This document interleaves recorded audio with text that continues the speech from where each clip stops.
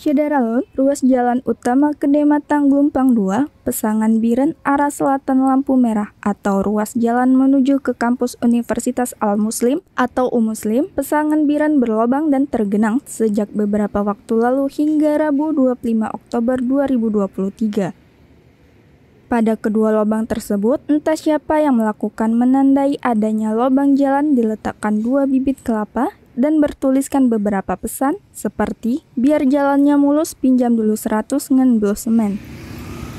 Satu pesan lainnya yaitu jatuh di jalan tak seindah jatuh cinta besti senggol dong. Tulisan tersebut dibuat warga pada kertas karton dan di sampingnya ada bibit kelapa. Informasi diperoleh serambinews.com, sudah sepekan terakhir 2 lubang tersebut tergenang air itu ditandai warga dan pedagang sekitar sebagai upaya guna mencegah terjadi kecelakaan.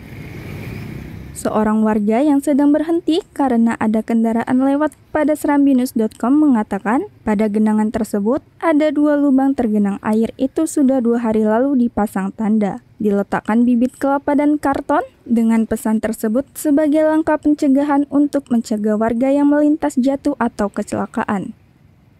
Warga berharap agar kedua lubang itu dan sejumlah lubang lainnya serta kerusakan jalan segera diperbaiki.